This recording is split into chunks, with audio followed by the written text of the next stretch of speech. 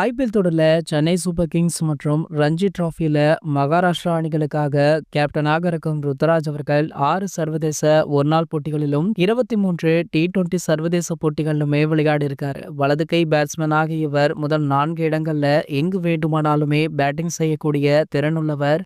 பன்முக திறமை கொண்டவர் அப்படின்னு கூட சொல்லலாம். கவுண்டி கிரிக்கெட்ல விளையாடுவது குறித்து பேசிய ருத்ராஜ் கேக்வாட் அவர்கள், இங்கிலாந்துல கிரிக்கெட் விளையாடுவது எப்போதுமே எனது இலக்காக இருந்திருக்கு. இங்கிலாந்துல யார் கூரையை விட பெரிய கிளப் எதுவுமே இல்லை அப்படின்னு சொல்லியிருக்காரு. சீசனுடைய முக்கியமான பகுதியில நான் விரைவாக பங்களிக்க வேண்டியது எவ்வளவு முக்கியம் அப்படின்றது எனக்கு தெரியும். கவுண்டி சாம்பியன்ஷிப்ல சில முக்கியமான போட்டிகள் இருக்கு. மேலும் ஒரு நாள் கோப்பை இது தமக்கு வெல்ல சிறந்த வாய்ப்பாகும் அப்படின்னு சொல்லியிருக்காரு. இதனை தொடர்ந்து பேசிய யாஷ் குயர் தலைமை பயிற்சியாளர் அந்தோனி மெர்க்ரத், ருத்ராஜுடைய வருகை அணிக்கு கூடுதல் உறுதித்தன்மையை கொண்டு வரும் அப்படின்ற நம்பிக்கையை தெரிவிச்சிருக்காரு. அவர் மிகவும் திறமையான கிரிக்கெட் வீரர். நாங்கள் விளையாட விரும்பும் கிரிக்கெட்டுக்கேற்ற அனைத்து திறன்களையுமே கொண்டவர். ருத்ராஜ் எங்கள் பேட்டிங் வரிசைக்கு கூடுதல் உறுதித்தன்மையை அளிப்பார். அதே நேரத்தில் தேவைப்படும் போது விரைவாக ரன்களை எடுக்கும் திறனை கொண்டவர். அவர் ஒரு அற்புதமான திறமைசாலி அப்படின்னு புகழ்ந்து தள்ளியும் இருக்காரு. யாஷ் கூரையர் தற்போது 10 அணிகள் கொண்ட டிவிஷன் 1 புள்ளிப்பட்டியல்ல 1 வெற்றி 4 தோல்விகள் மற்றும் 2 டிரா